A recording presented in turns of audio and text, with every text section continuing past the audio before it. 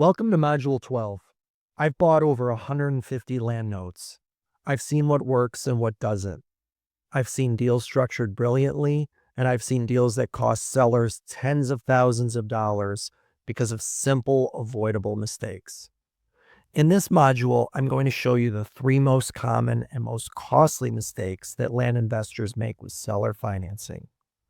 These mistakes can cut your profit in half or worse, but they're completely preventable if you know what to avoid.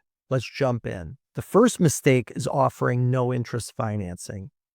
Some investors think they'll attract more buyers by offering 0% interest. They think it's a selling point. Buy this land with no interest. It sounds great to buyers, right? Here's the problem.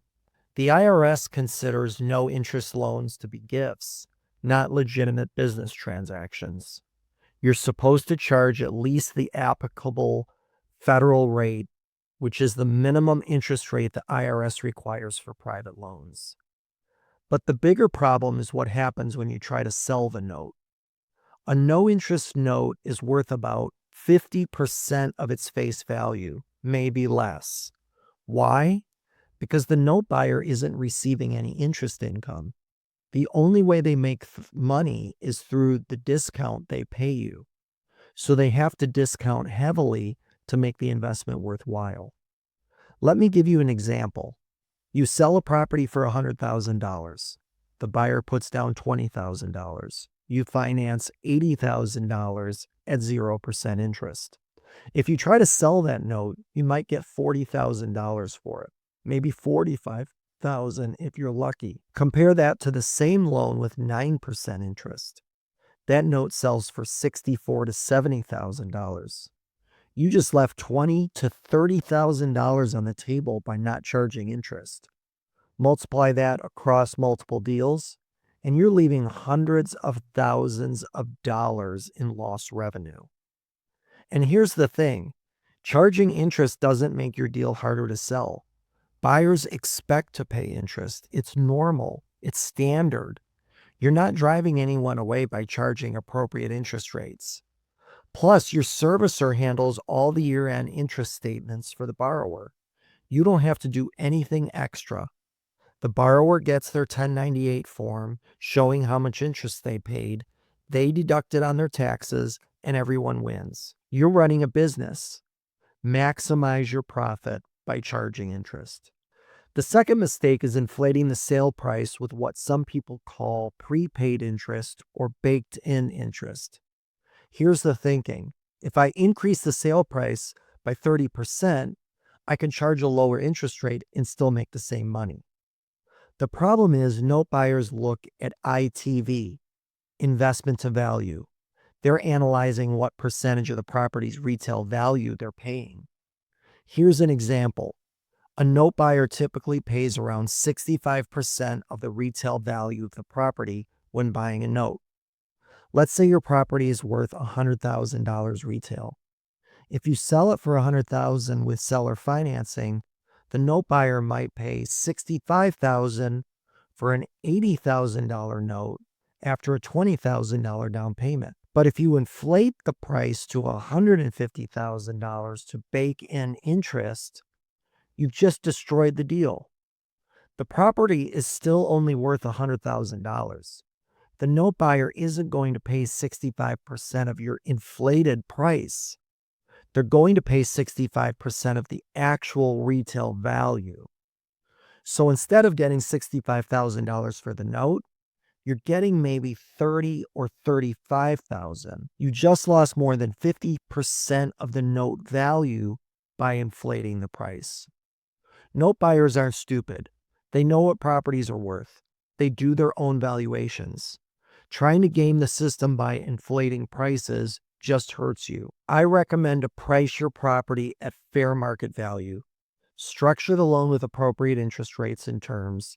That's how you maximize value when you sell the note. The third mistake is self-servicing loans on a spreadsheet. We covered this in Module 9, but it's worth repeating because it's such a common and costly mistake. Here's what happens. You decide to save the $25 per month servicing fee by tracking payments yourself in a spreadsheet. The buyer sends you payments, you record them manually, everything seems fine. Then one day you sell the note. A few months later, the borrower disputes the balance. They claim they've paid more than your records show. They have bank statements showing payments you missed recording, or they sent 2 payments in 1 month and you only recorded 1. Now you're in a dispute. The new note holder is looking to you for resolution because you sold them the loan with inaccurate records. The borrower is threatening legal action. Your spreadsheet isn't holding up as a professional documentation. The result? Costly litigation to prove what was actually paid and what the correct balance is. Legal fees can easily run $10,000 to $30,000 or more in this situation, all to save $25 per month in servicing fees that the borrower pays. Professional servicers prevent this entire problem. Every payment is tracked with date stamps, check numbers, and clear records. The payment history is clean, professional, and indisputable. There's no dispute because the documentation is bulletproof. This is worth every penny. Don't cut corners here. Here's the bottom line. Follow the same procedures banks do. Banks charge interest. Banks price properties at fair market value. Banks use professional servicing. They do this because it works. It's proven. It's how you run a legitimate lending business. Your goal should be to keep your default rate under 5%. And when you follow proper procedures, screening buyers correctly, structuring loans properly, using professional documents and servicing, you achieve this. And when you do everything right, you maximize the value of your notes. You can sell them quickly at good prices because they're attractive to note buyers. Avoiding these 3 mistakes, no interest loans, inflated prices, and self-servicing, protects you and maximizes your profit. Remember the 3 critical mistakes. Don't offer no interest financing.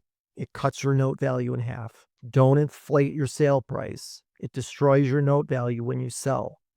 Don't self-service on spreadsheets. It creates litigation risk. Do it right from the start. Charge appropriate interest, price at fair market value, and use professional servicing. These decisions determine your profitability. In the next module, we'll talk about the different property types and what works best for seller financing. Let's keep going.